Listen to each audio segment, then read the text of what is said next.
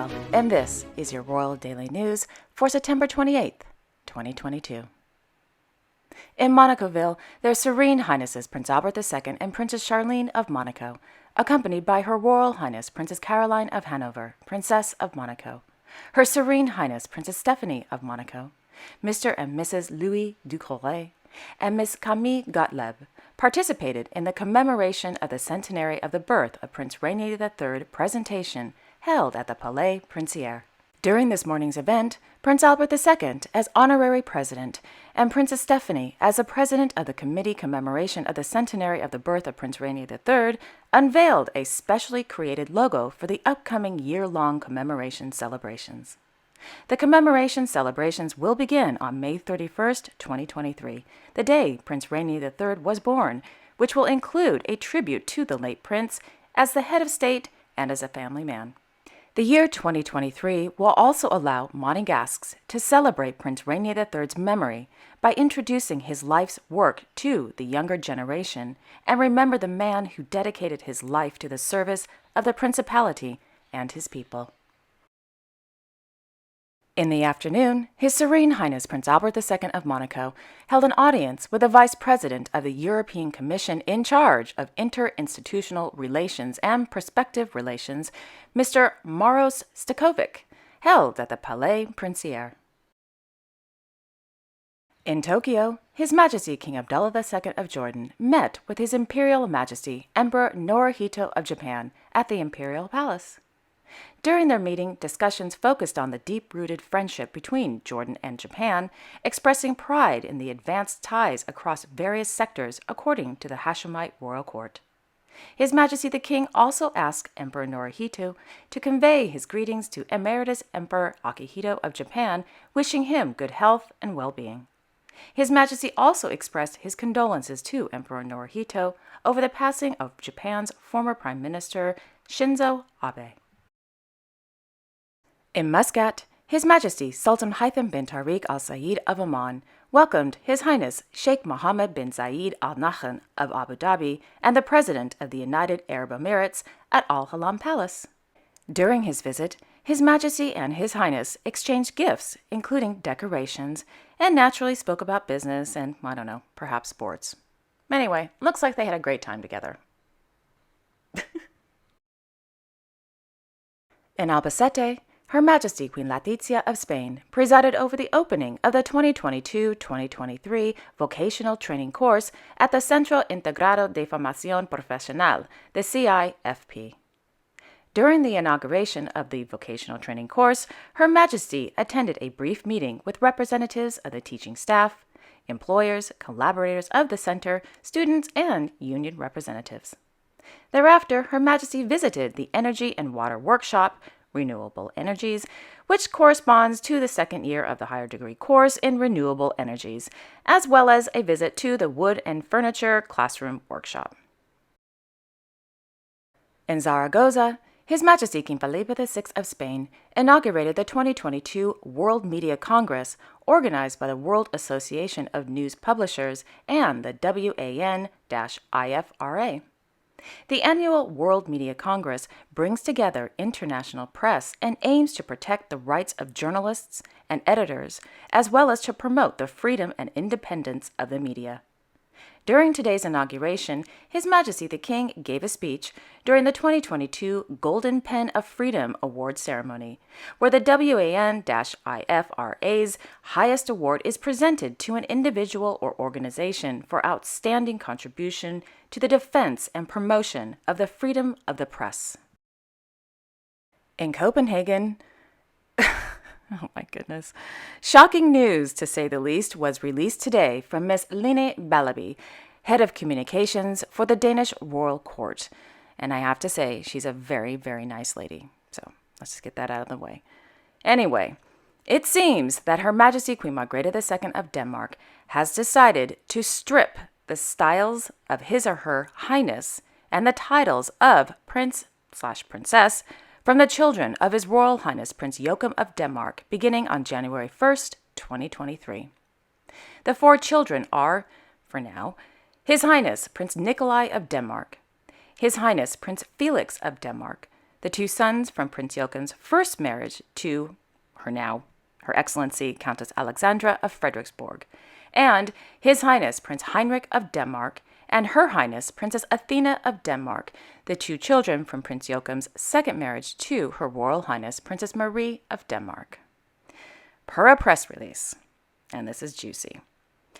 In April 2008, Her Majesty the Queen conferred the titles of Count and Countess of Montpezet to her sons, their spouses, and their descendants.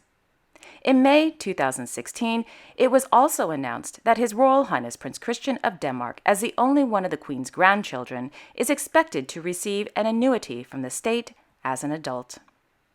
As a natural extension of this, Her Majesty has decided that with effect from the 1st January 2023, the descendants of His Royal Highness Prince Joachim of Denmark can only use their titles as Count and Countess of Montpezet, as their previous titles as Prince and Princess of Denmark will lapse.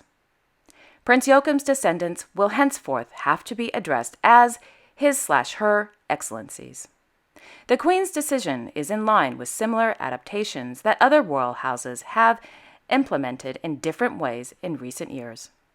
With her decision, Her Majesty the Queen wants to create the framework for the four grandchildren to be able to shape their own lives to a much greater extent without being limited by the special considerations and obligations that formal belonging to the royal house as an institution entails.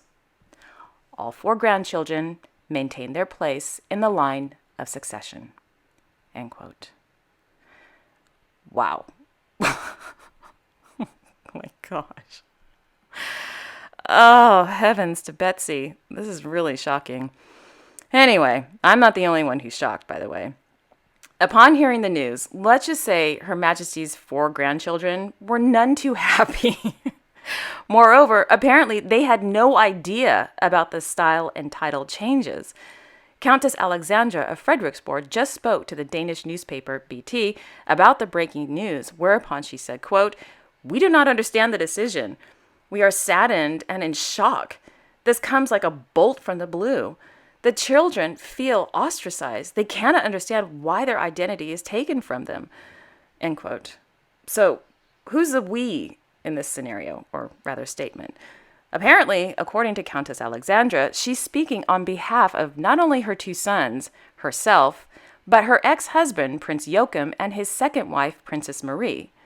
However, according to several well-respected journalists in Denmark, Prince Joachim knew about the decision, according to Lena Ballaby, head of communications for the Danish royal court, whereupon she said the decision has been, quote, "an open and long time in the making," end quote. Moreover, that Prince Joachim has been involved as well as fully, continuously informed about the process since May 5th. Anyway, in Denmark, royal experts and historians are shocked by the decision, including royal historian and journalist Mr. Jacob Stein Olsen, where he said, quote, "There has apparently been an emotional wedge driven down through the royal house reminiscent of tremors it caused for many years when Prince Canute was deprived of the right to inherit the throne with the constitutional amendment." Anyway, this evening in Copenhagen, Her Majesty Queen Margrethe II of Denmark attended the 2022 Research Night at the National Museum in Copenhagen. Research Night is an event where, researchers present their latest findings to Her Majesty the Queen, foundations, partners, and special friends of the museum. As Her Majesty entered the National Museum, naturally, the press were there to ask her a myriad of questions as to why she decided to strip the style and titles from her four grandchildren, stating, quote, "It is a consideration that I have had for quite a long time, and I think it will be good for them in their future, and that is the reason," end quote. So the reporter asks, "So, it's for the sake of the grandchildren, eh?" Her Majesty replies, "Yes, of course it is," end quote. They state that they feel ostracized by your decision to strip them of their titles. How does that reaction affect you? Her Majesty replied, quote, "Well, you have to see how you, ellipses, which is ... I haven't seen it myself, I must say," end quote. And then she walked into the building and enjoyed the rest of her night, as she should. And I will say this. Do I think it was right that Her Majesty stripped her 4 grandchildren of the titles? Yes, I do.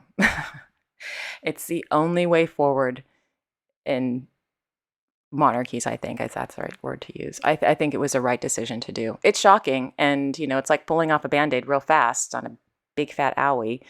But the reality is smaller monarchies work, period, in my opinion. I could be wrong, but I honestly think that it's the best thing for the country and for the institution.